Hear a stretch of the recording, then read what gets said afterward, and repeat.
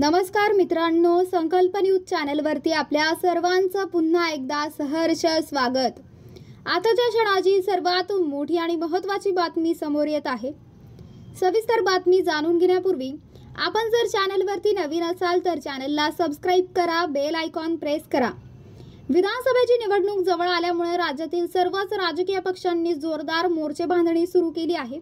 अनेक नेत्यांचे सध्या राज्यभरातील विविध मतदारसंघात दौरे सुरू आहेत। दरम्यान महाविकास आघाडी आणि महायुतीसह आदी पक्षांच्या ठिकठिकाणी 7 सभा आणि मेळावे सुरू आहेत। यातच विधानसभा निवडणुकीसाठीच्या जागावाटपासंदर्भातही चर्चा सुरू आहेत। या पार्श्वभूमीवर आज वंचित बहुजन आघाडीचे प्रमुख प्रकाश आंबेडकर यांनी माध्यमांशी संवाद साधत विविध विषयांवर भाष्य केलं। शिवसेना ठाकरे गटाला महाविकास आघाडीत किती जागा मिळतील याबाबत बोलताना शिवसेना ठाकरे गटाला महाविकास आघाडीत फक्त 44 जागा मिळतील असा दावा त्यांनी केला।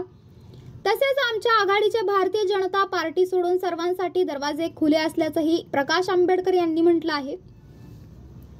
विधानसभा निवडणुकीच्या जागांसाठी काँग्रेस असं ठरवत आहे की आपण 150 जागांच्या खाली यायचं नाही। तसेच राष्ट्रवादी काँग्रेस शरदचंद्र पवार गट यांनी असं ठरवलं आहे की 88 जागांच्या खाली यायचं नाही। त्यामुळे आपण जर या दोन्ही पक्षांच्या जागांच्या मागणीचा विचार केला तर शिवसेना ठाकरे गटाला महाविकास आघाडीत फक्त 44 जागा मिळतील। एवढ्या जागा ठाकरे गटाला सोडायला ते तयार असल्याची परिस्थिती आहे। त्यामुळे आता हा फॉर्म्युला समोर येत असल्यामुळे यावरून आणखी राजकारण होईल।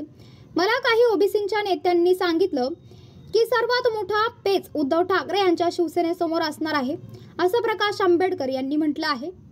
विधानसभा निवडणुकीत वंचित बहुजन आघाडी शिवसेना ठाकरे गटाबरोबर जाणार का किंवा अजून कोणाबरोबर युती करणार का याबाबत प्रश्न विचारण्यात आला असता प्रकाश आंबेडकर यांनी म्हटलं की आम्ही कोणाबरोबर जाणार आहोत हे आम्ही सांगितलेलं नाही।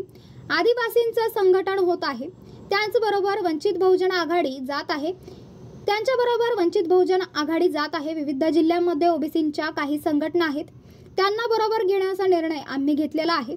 त्यामुळे आमच्या आघाडीमध्ये ज्याला कोणाला यायचं असेल त्यासाठी आमच्या दरवाजे खुले आहेत।